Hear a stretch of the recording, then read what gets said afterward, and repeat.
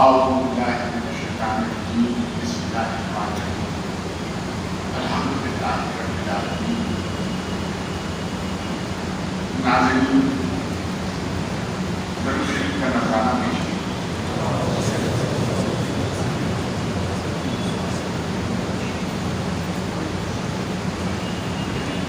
ڈر لگتا ہے کہ اتنے سارے علماء دین کے بیچ میں بیٹھا ہوں، کہیں زبان کی لرزش ہو جائے تو فتووں سے نہ نوازیے گا۔ بہرحال ملک کے جو حالات ہیں وہ آپ سب کے سامنے ہیں۔ ہم اتحاد کی بات کرتے تھے، صرف زبانی جماعت ہوتی تھی، لیکن اللہ کی حکمت، اللہ کے معاملات کے ظالموں کے ظلم میں ہمیں اتحاد ملا کر رکھا، اور لاہور میں آج 24 اپریل 2022 کو یہ تبلیغی جماعت کی مسجد اور میرا بارگاہ حکومت سے آنا اور آپ لوگوں نے جس قسم سے القاب استعمال کیے اور عزت افزائی کی، یقیناً ایک سمبولک جسچر ہے، اور امید ہے کہ واقعی میں ہی علماء دین بھی اور عوام الناس بھی اتحاد کے حامی اور اتحاد چاہتے ہیں۔ تبلیغی جماعت کی مسجد میں آ کر بارگاہ حکومت سے مسلمانوں کے بیچ میں خطاب کرنا میں یہ سمجھتا ہوں یہ رضا الہی ہے، اور وہ وقت آ گیا ہے کہ ہم ایک غیرت مند غیور قوم ہو کر ابھرے اور ظالموں کے ظلم کا منہ توڑ جواب دیں۔ لیکن اس کے لیے ایک آرڈر قائم کی ہے، وہ یہ ہے کہ محمد سے وفا ٹوٹے تو ہم تیرے ہیں، کہ محمد سے وفا ٹوٹے تو ہم تیرے ہیں، یہ جہاں چیز کیا ہے لوگ قدم ملے۔ آپ کی بھی مجلس کی ترتیب ہوئی ہے جو ہمارے یہاں ہوتی ہے، ظاہر سی بات ہے تلاوت قرآن تو ہر جگہ ہوتی ہے، اس کے بعد جو نعت کا نذرانہ پیش کیا گیا، لوگوں میں غلط فہمی ہے کہ آپ لوگوں کی نعت کوئی نہیں ہوتی ہے، یہ غلط فہمی یوٹیوب کے ذریعے سے میں اعلان کرنا چاہتا ہوں کہ یہ غلط فہمی لوگوں میں کریٹ کی گئی ہے کہ تبلیغی جماعت کی جہاں نعت آئی نہیں ہے، اور نعت میں جن شخصیات کے نام لیے گئے، حضرت ابو طالب کا نام دیا گیا، حسنین کریمین کا نام دیا گیا، تو بتائیے ہمارے میں کسی قسم کا کوئی فرق نہیں ہے، کلمے کی بنیاد پہ ہم سب ایک ہیں۔ باقی فروعی معاملے ہیں وہ اپنی جگہ ہیں، رسومات کا فرق ہے، میں سمجھتا ہوں عقائد میں بھی فرق نہیں ہے، جو لوگ کہتے ہیں عقائد میں فرق ہے، عقائد میں بھی فرق نہیں ہے، کچھ ہلکی سی تھوڑی بہت گردشیں ہیں، لیکن رسومات کے فرق ہے جو اپنی جگہ ہیں اور رہیں گے، اس سے کیا فرق پڑتا ہے؟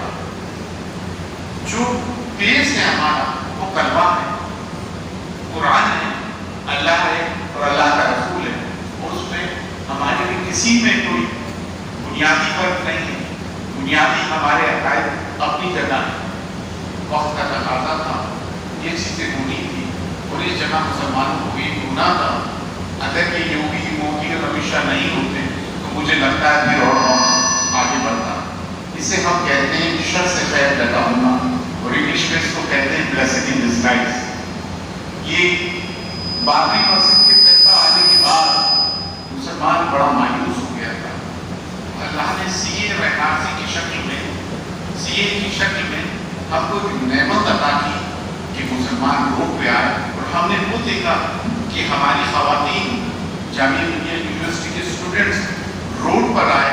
یہ کام ہمارے علماء اور مشائخ کا تھا، وہاں کمزوری نظر آئی، سامنے ہماری خواتین آئیں، ہماری یونیورسٹی کے اسٹوڈنٹس آئے، اور انہوں نے ہماری حکومت کے علمبردار ہوئے۔ یہ ایک اسپونٹینس موومنٹ تھا، اس میں کوئی لیڈر نہیں تھا، ہر کوئی اپنا لیڈر تھا، اور ہمارے پاس لیڈر کی کہاں کمی ہے؟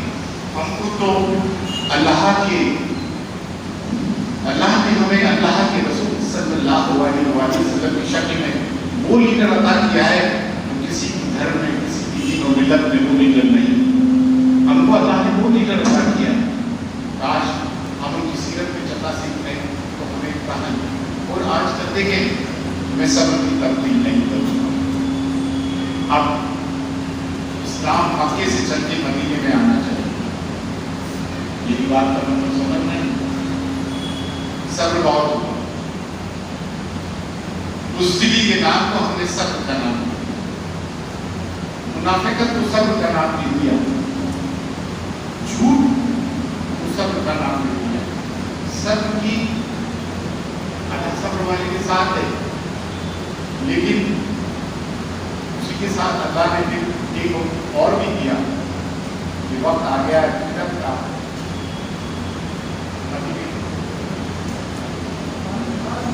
آواز آ رہی؟ دیکھیے جب جنگیں بند ہوئی تو مسلمانوں کو اللہ نے فطرت عطا فرمائی، فتح دلائی. لیکن وہی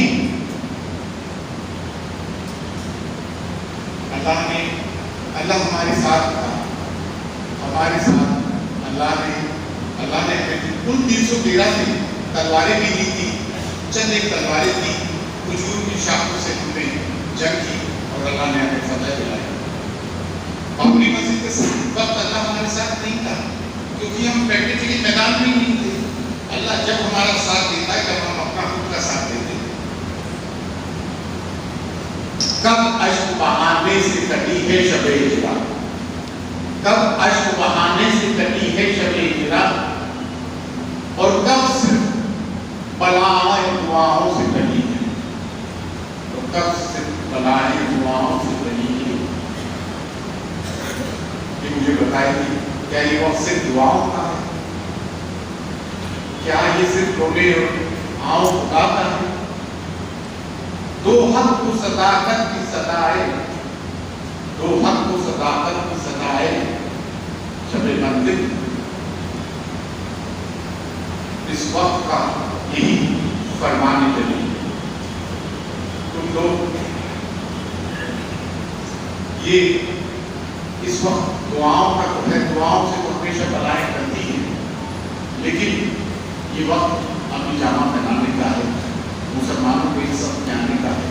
آپ دیکھیے اسلامی تاریخ کا ذکر ہوا، ہمارے اسکول ہو، کالجز ہو، یونیورسٹیز ہو، سلیبس بدلتا رہتا ہے، نصاب بدلتا رہتا ہے. جیسے نظامی ہماری مدارس سے پڑھائی جاتی ہے، دنیا نظاموں کی طرح بھی میں نے لے کر آئے تھے. لیکن وقت کے ساتھ ساتھ ایک 1857 کے بعد 1947 کے بعد مدارس میں فارسی زبان اور تاریخ کو ترک کر دیا جائے. فارسی زبان اس لیے ضروری تھی کیونکہ اس بر صغیر میں اسلام اولیاء کاملین کے معرفت پیدا ہے. اولیاء کاملین اللہ کے برگزیدہ ولی دھرتی پر اسلام لے کر آئے. اسپین میں تلوار کے ذریعے اسلام گیا تھا اور تلوار کے ذریعے واپس آ گیا. لیکن یہ وہ سرزمین ہے کہ جہاں بزرگان دین کی معرفت اسلام آیا. اور اس میں کہیں بھی لوگ حضرت خواجہ خواجہ حضرت خواجہ محمودین حسن چشتی سمجھ نہیں، جو نائب نبی عقائد رسول ہیں، عالم نبی اولاد علی کی گر گوشہ رسول ہیں، ان کے توسط ہے. تو یہ جو فرقہ ہے یہ خواجہ چشتہ ہے. اردو میں درد ہے حضرت خواجہ بندہ نواز کی اس طرح سے اگر دیکھیں اسلام بزرگ رہنما سے پھیلایا ہے. اگر آج مسلمانوں کو کوئی تکلیف ہے تو میں یہ سمجھتا ہوں کہ سب میں پہلے فرض ہمارا ہے کہ ہم مسلمانوں کے حق میں آواز بلند کریں. ہم صوفیہ کے گروہ سے تعلق رکھتے ہیں. ہمارے درگاہ میں سیکولرزم پریچ کی پریکٹس کی جا رہی ہے. مذہبی ہم کے ہم قائل ہیں. ہم یہ پلورلسٹک سوسائٹی کے نام سے بھی جانتے ہیں. ہندوستان میں پلورلزم ہے، سمپردائک سوہاد ہے، اس کو ہم نے پروموٹ کیا ہے. لیکن ہم اس چیز سے بھی غافل نہیں ہیں کہ ہم پہلے مسلمان ہیں اور مسلمانوں میں کوئی بات آئے گی اور اس درجہ بڑھ جائے گی کہ ہماری مسجدوں پہ بھگوا دعوت لگائے جائیں گے، قرآن کی شان میں گستاخیاں ہوں گی، حضرت صلی اللہ علیہ وسلم کی شان میں گستاخیاں ہوں گی، ہماری خواتین کے متعلق آوازیں ٹپڑیاں کی جائیں گی، قتل عام کی آوازیں بلند ہوں گی، تو نالائے اور ہمارا گوش نہ ہوں، آئے ہم نوا میں بھی کیا گل ہوں جو خاموش نہ ہوں، اس کے بعد بھی میں خاموش رہوں اس لیے کہ حکومت ناراض نہ ہو جائے، جو غیر مسلمان طبقہ درگاہوں میں آتا ہے وہ کہیں ہم سے پھر نہ جائے، اور میں اس مالک کو رازق نہ سمجھ کے یہ سمجھ بیٹھوں کہ یہ آتا ہے، یہ نظر و نیاز پیش کرتے ہیں تو یہ میرے رازق ہو گئے، تو اللہ وہ دن کبھی نہ لائے۔ اللہ اس سوچ کو میری ختم کر دے۔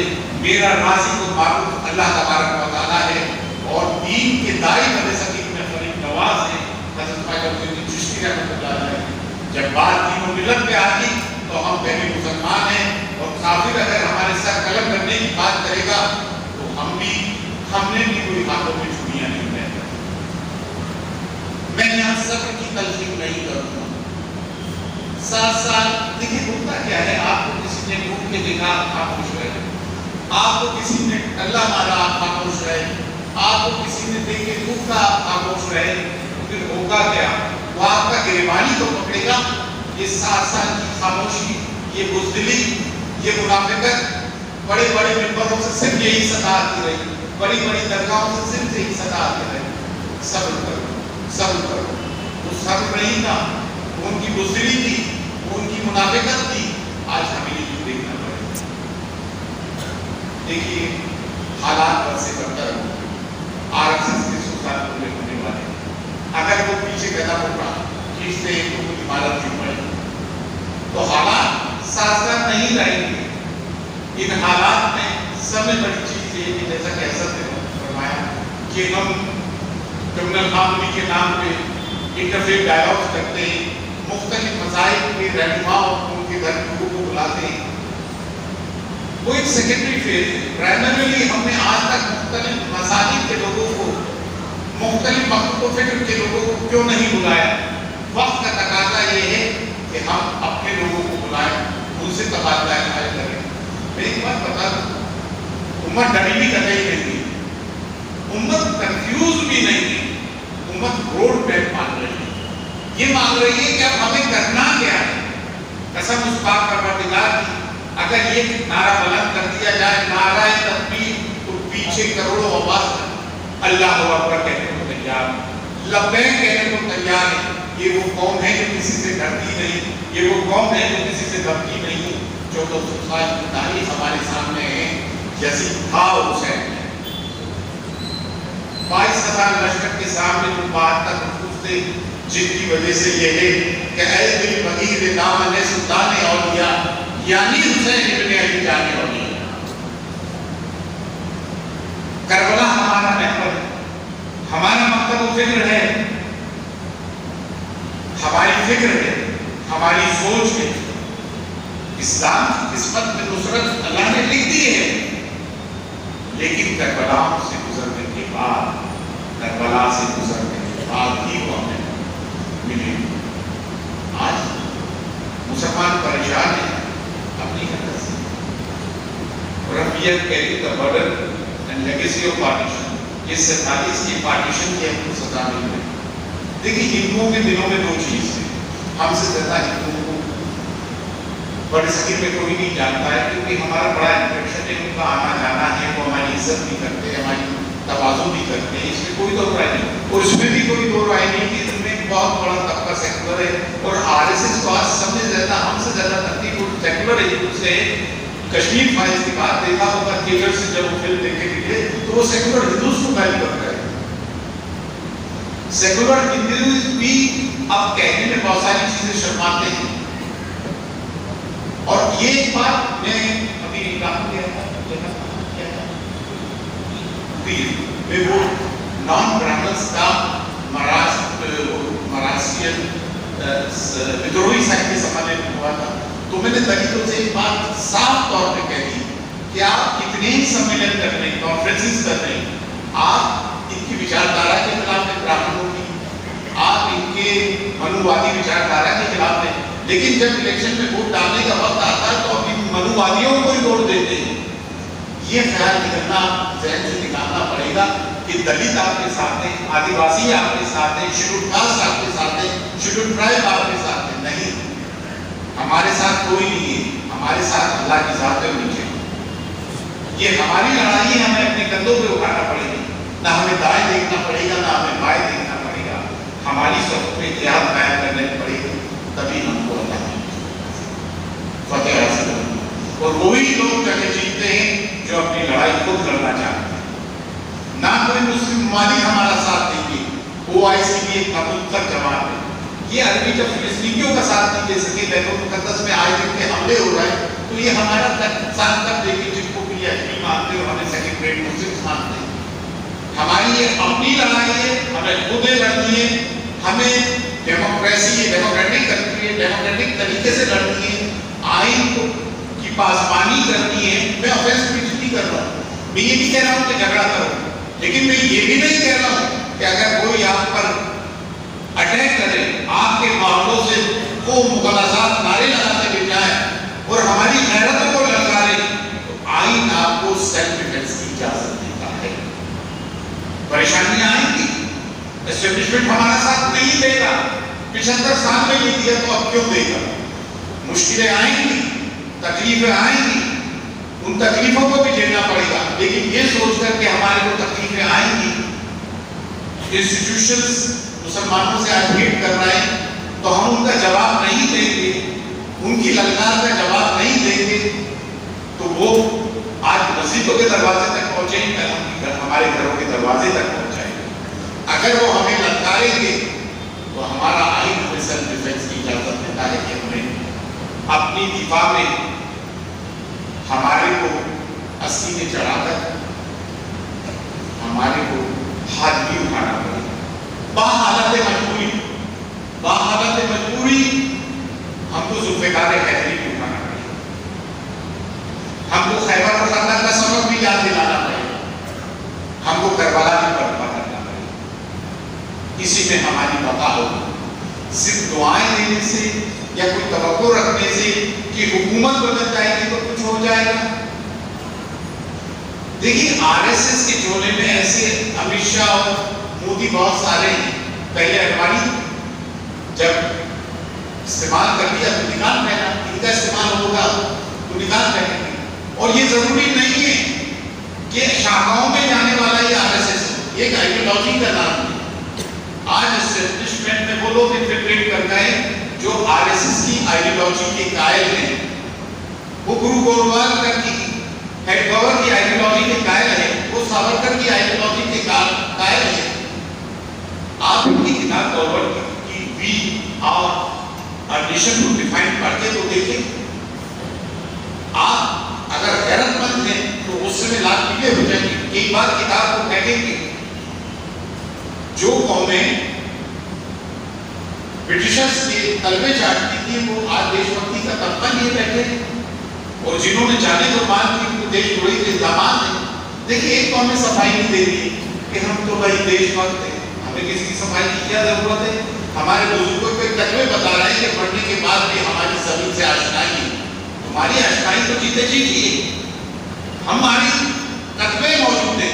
ہم کیوں کہیں کہ نہیں ہمارے بزرگوں نے جان دی، ہم تو دیش بھکت رہتے ہیں، دیش بھکت ہم نے یہ کام کیا. ہاں نہیں تو خدا فرض جاؤ تو بے وفا صحیح، دن کو ہو دین و دل عزیز ان کی گلی میں جائیں تو جہادی ہیں. جہاد ہم تو جہاد بھولے بیٹھے تھے، یہ یاد دلا رہا ہے. غیرت جہاد اپنی زخم کھا کے جا کے ہوئی. پہلا وار تم کر لو، دوسرا ہمارا. ہم کو آتنکوادی کہا جاتا ہے. آتنکوادی ہم ہیں یا وہ ہیں؟ کیا ہم نے کسی کے مندروں پہ ہرا رنگ کا جھنڈا لگایا یا وہ ہماری مسجدوں پہ بھگوا لگا رہا ہے؟ کچھ مسجدوں پہ جا کے انہوں نے پیشاب کیا. ایمان تو مانا. ہماری خواتین کی شان میں مصافحہ کرتے ہیں. ان کے سو کال دھرم لوگ یہ کہتے ہیں کہ ان کی عورتوں کو کڈنیپ کرو، ان کا ریپ کرو. ہماری ضرورت اتنی بڑھ گئی کہ وہ سماج کی بیٹیاں نہیں ہیں کہ جن کو جلا کر ان کا ماس ریپ کر کے تم جلا دو. یہ غیور اور غیرت مند قوم ہے. ہم یہ تو نہیں کہیں کہ اس طرح کا بدلہ لیا جائے. ہمارے یہاں اس چیز کو ہمارے یہاں تو ریپ جب کسی کی آبرو لوٹی جاتی ہے تو سنسار کا حکم ہے. ہمارے یہاں اس کی بے حدیت کی اجازت نہیں. ہاں یہ باتیں کرنے لگے تمہاری جرت ہے تو انگلی لگا کے تو دیکھو. ہم ان انگلیوں کو کاٹ دیں گے جو ہماری خواتین کی طرف بڑھیں گی, ان آنکھوں کو نکال دیں گے جو ہماری آنکھیں ہماری خواتین کی طرف اٹھیں گی. یہ ہماری جرت ہونا چاہیے.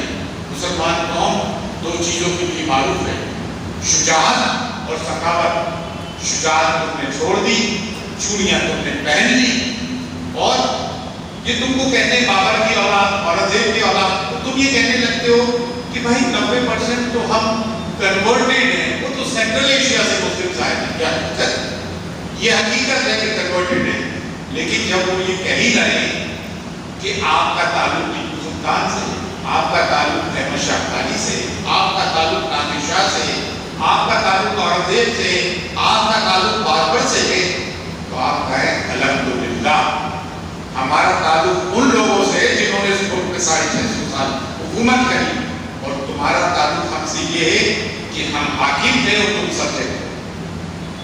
ہم کسی ہیٹ معاملہ کا شکار نہیں ہیں, ہم کسی احساس برتری کا شکار نہیں ہیں. الحمدللہ ہم احساس برتری کا شکار ہیں. احساس برتری بھی بری چیز ہوتی ہے, لیکن موجودہ صورتحال میں اس احساس برتری کو زندہ رکھو. آپ اس قوم سے توقع کر رہے ہیں کہ وہ آپ کے ساتھ آئے گی جو کہ 10,000 سے دبا ہوا کچلا ہوا طبقہ ہے, جن کے ڈی این اے میں, جینز میں وہ چیز آ گئی ہے کہ وہ سچ کھا کے ان کے سامنے نہیں چل سکتے ہیں. آپ ان سے توقع کر رہے ہیں کہ وہ آپ کا ساتھ دیں گے. آپ کن سے توقع رکھ رہے ہیں؟ توقع رکھنی ہے تو اللہ تعالیٰ کی ذات سے رکھیں, اللہ کے رسول صلی اللہ علیہ وآلہ وسلم کی شفقت کی محتاج رہیں, اہل بیت اطہار سے محبت کریں, صحابہ رسول کی سے محبت کریں. اگر مانگیں تو اللہ کی ذات سے مانگیں, اللہ سے حمایت لیں, لیکن اللہ بھی حمایت جب کرے گا جب ہم خود اپنی حمایت کرنا سیکھیں. معاشرے میں تبدیلیاں لانا پڑے گی, معاشرے میں تبدیلیاں لانا پڑے گی. میں ایک چیز دیکھتا ہوں بڑی تکلیف ہوتی ہے, وہ یہ کہ جب بھی پریشانی ہوتی ہے ہم نے درود شریف پر بھی جاری کیا, الحمدللہ اس کے بعد درود شریف پر ہم نے سورہ بقرہ کا پھر جاری کیا. ہم سورہ بقرہ پر بے شک اس میں طاقت ہے, قوت ہے, لیکن وہ کب آئے گی جب ہم عملیہ طور سے عمل کے میدان میں اتریں گے, تب دعاؤں کا اثر ہوگا. اگر عمل نہیں ہے تو دعائیں بھی اثر نہیں کریں گے. صرف یہ کہہ دینا کہ یہ کرو, صبر کرو, قانون پہ ہمیں بھروسہ ہے, تو آپ دیکھیں نا قانون میں کیا ہوا. قانون پہ بے شک بھروسہ رکھنا ہے. اس کے علاوہ ہمارے پاس فی الوقت چارہ ہے. فی الوقت جب یہ بات آگے بڑھے گی, ہم کوارٹر فائنل میں تو پہنچ رہے ہیں, ابھی سیمی فائنل میں نہیں پہنچے, ابھی سیمی فائنل بھی آگا اور فائنل بھی آگا, کیونکہ RSS اور اپنے قدم پیچھے نہیں ہٹائے گی. اگر آپ یہ سوچتے ہو کہ قدم پیچھے ہٹا دے گی تو آپ کی بہت بڑی بھول ہے. کل میں نے ان سے بھی کہا نان برادر سے کہ دیکھیں ہم تو لڑائی کرتے آئے اور اپنی لڑائی لڑ لیں گے, انشاءاللہ فاتح بھی ہوں گی, لیکن باری آپ کی ہے. آج آپ ہمارا ساتھ نہیں دے گا تو کل ہم آپ کا ساتھ نہیں دیں گے. جب CA/NRC آیا, ہمارے سماج کے علاوہ کوئی سماج اترا تھا کہ مجھے بتائیں کہ یہ سیکولر فورسز, یہ سیکولر پارٹیز کی پولیٹیکل ہیڈ یہ کبھی اترے؟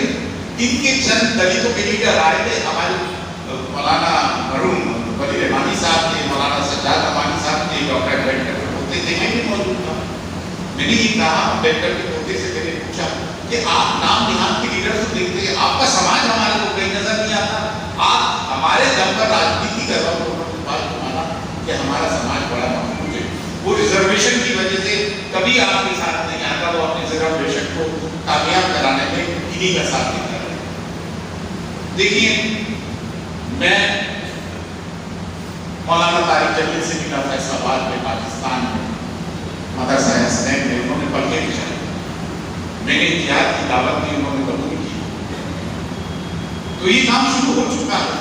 میں 2 بار دیوبند بھی گیا ہوں, مولانا سجاد رحمانی صاحب کے ساتھ پہلے کا میسج بھی آیا میرے پاس, جب میں نے زکات کے مطابق کہا کہ مستحیل جو ہے ان لوگوں تک پہنچاؤ جن کے گھر ٹوٹے ہیں, جن کی دکانیں ٹوٹی ہیں, جو بے آسرا ہیں, تاکہ ان ظالموں کے منہ پر یہ تماچا مارو, تم اگر عید کے گھر توڑو گے تو ہم ان کے سنگ بھر بھر کے مکان بنا کے بیچیں گے, اگر ان کی مونگ پھلی کی دکان توڑو گے تو ہم ان کے بادام اور پستوں کی دکان بنا کے دیں گے, اگر تم ان کے سود بڑے بہن پھاڑو گے تو ہم ان کو اپنا تنخواہ بنا کے دیں گے.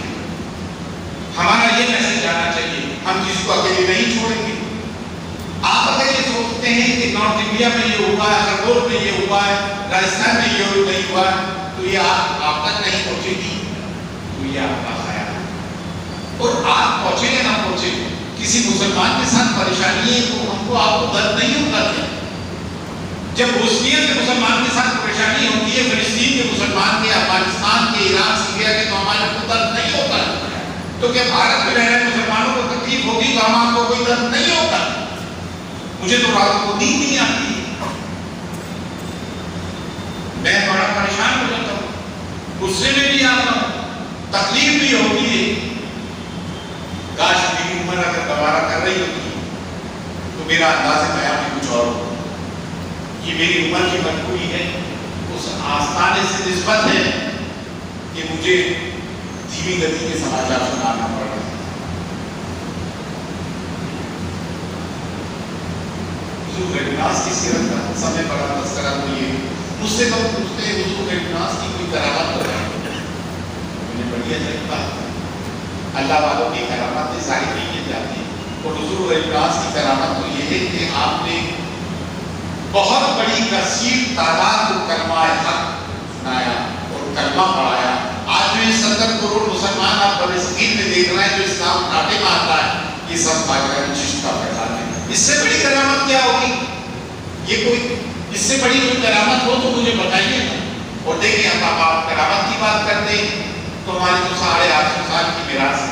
الحمدللہ آپ نے یہ دیکھا ہے کہ دینے والی ذات سے اللہ تبارک و تعالیٰ ہے, لیکن وسیلہ بھی ایک چیز ہے. جب اللہ کا کوئی برگزیدہ ولی اللہ کی راہ میں یہاں پر ہزاروں لاکھوں کی تعداد سے مسجدیں اور مدارس آج ان کی قدم رجع ہوئے تو یہ ہوئی, تو جب وہ اللہ سے کسی حاجت روا کے لیے دعا کرے گا کہ اللہ تعالیٰ اس کی حاجت روائی تک مشکل کشائی کر, تو کہ اللہ سنے گا نہیں؟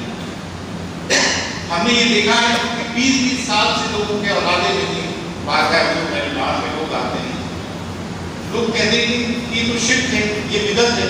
نہیں, ان کے پاس اس لیے آتے ہیں کہ وہ اللہ کے برگزیدہ ولی ہیں, اللہ ان کی بات ٹال نہیں سکتا ہے, وہ ان تک اپنا معروضہ لے کر آتے ہیں اور اللہ تعالیٰ ان کی دعاؤں سے لوگوں کی حاجت روائی کو مشکل کشائی کرتے ہیں.